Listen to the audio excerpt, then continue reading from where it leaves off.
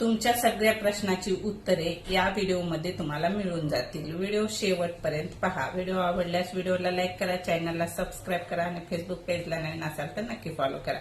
आवडल्यास नक्की शेअर पण करा। श्री स्वामी समर्थ सर्वांना। आज आहे नागपंचमी आणि श्रावण महिन्यातला पहिला सोमवार आहे। आजची शिवमुठ होती तांदळाची आणि नागपंचमीच्या तुम्हा सर्वांना माझ्याकडून खूप खूप साऱ्या शुभेच्छा। श्री स्वामी समर्थ। ज्यांना यांच्यावर विश्वास आहे त्यांनीच उपाय करून बघा। श्रद्धा आणि विश्वास खूप महत्वाचा असतो। कोणताही उपाय करताना, कोणतेही तोडगे करताना आणि कोणतीही सेवा करताना श्रद्धा आणि विश्वास खूप महत्वाचा असतो।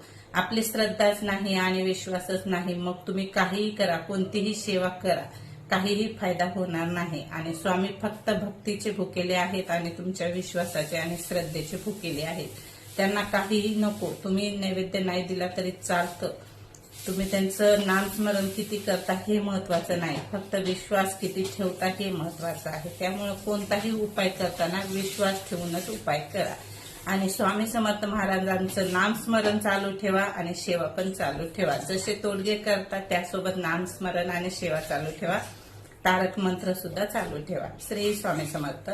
चला, काल जे मी व्हिडिओ सोडलेला आहे, परवाच्या दिवशी व्हिडिओ युट्यूबला आणि फेसबुक पेजला टाकलेला होता, तर फेसबुक पेजला सुद्धा खूप सारे कमेंट आलेले आहेत दादांचे आणि ताईंचे, आणि तसंच युट्यूबला सुद्धा खूप सारे कमेंट आलेले आहेत की पूर्ण उपाय तुम्ही सांगितलेला नाही, तर त्याच्यामध्ये थोडंफार राहिलेलं आहे, तर त्याचं उत्तर मी आज तुम्हाला या व्हिडिओमध्ये देणार आहे। व्हिडिओ पूर्ण पहा, शेवटपर्यंत स्किप करू नका। जास्त मोठा मी व्हिडिओ करणारच नाही, अगदी छोटा तुम्हाला पाहायला आवडेल असाच करणार। तर काय करायचं आहे, त्या उपाय सांगितलेला आहे की 7 दिवसात तुमच्या मुलाचे नशीब बदलेल। तर हा उपाय कधी करायचा आहे आणि कोणत्या वारी सुरुवात करायची आहे आणि कपडा कोणता घ्यायचा आहे। एका ताईचं कमेंट आहे की अख्खं जायफळ घ्यायचं का? हो, अख्खं जायफळ घ्यायचं आहे।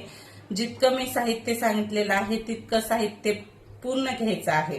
आपल्याला त्या सोबत घ्यायचा आहे काळा कपडा। काळ्या कपड्यामध्ये ती पोटली बांधायची आहे। आपल्या मुलावरून 7 वेळेस उतरायचं आहे। उलट उतरायचं नाही, सोयीसच उतरायचं आहे, उलट्या भागानं उतरायचं नाही, आपल्याला सोयीचं उतरून घ्यायचं आहे मुलावरून। आणि ती पोटली आपल्याला गॅसवर, चुलीच्या विस्तवावर किंवा गौरीच्या विस्तवावर जाळून टाकायची आहे। पाण्यात विसर्जन करायचं नाही, जाळून टाकायचे आहे।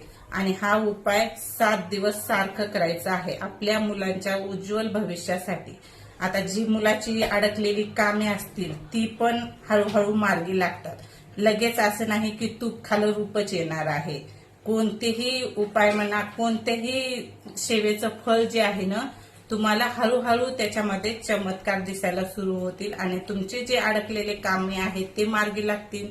नोकरीमध्ये, धंद्यामध्ये, व्यवसायामध्ये, कोणत्या अभ्यासामध्ये, मुलांच्या कोणत्याही ह्याच्यामध्ये तुमच्या मुलांची प्रगती होऊन जाईल। आज जर आपले मुलं हट्टी आहेत, ते ऐकत नाहीत आई वडिलांचं, त्यांच्यात सुद्धा खूप तुम्हाला फरक जाणवेल।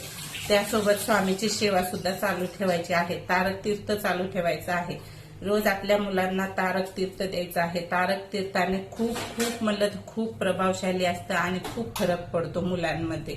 नक्की करून बघा, खूप म्हणलं तर खूप प्रभावशाली आहे तारक तीर्थ आणि स्वामींचे नामस्मरण।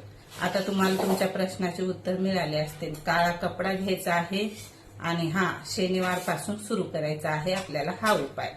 काळा कपडा घ्यायचा आहे, शनिवार पासून हा उपाय सुरू करायचा आहे आणि सलग 7 दिवस करायचा आहे। आणि 7 दिवसामध्ये तुम्हाला हळूहळू फरक जाणवेल।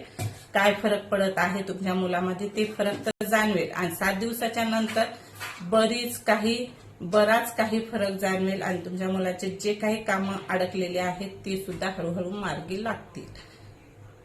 शनिवार पासून सुरू करायचं आहे, सलग 7 दिवस करायचं आहे आणि जितके काही मी वस्तू सांगितलेल्या आहेत त्या अखंड घ्यायच्या आहेत, तुटलेल्या फुटलेल्या कोणत्याही वस्तू घ्यायच्या नाही। आणि त्यानंतर जाळायचं आहे, सोयीचं उतरून टाकायचं आहे मुलावरून आणि जाळून टाकायचं आहे ती पोटली आपल्याला विसर्जित करायचं नाही, गॅसवर जाळू शकता। आता हे उपाय एका ताईची कमेंट आहे की नवऱ्यासाठी करू शकतो का? नवऱ्यासाठी नाही, हे आपल्या मुलांसाठीच करायचं आहे, ते पण आईनंच करायचं आहे, दुसरं कोणी नाही। आईनेच हा उपाय करायचा आहे आणि मुलासाठीच करायचा आहे. तर मुलीसाठी चालतो, मुलगा किंवा मुलगी असेल तर मुलीसाठी चालतो आणि मुलगा असेल तर मुलासाठी चालतो, पण आईने करायचा आहे, नवऱ्यासाठी नाही.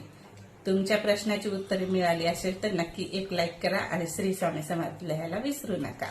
असाच आपल्या या व्हिडिओला चॅनलला प्रतिसाद द्या आणि तुमचे खूप खूप मनापासून धन्यवाद. श्री स्वामी समर्थ सर्वांनी. चॅनलला सबस्क्राईब नक्की करा. श्री स्वामी समर्थ.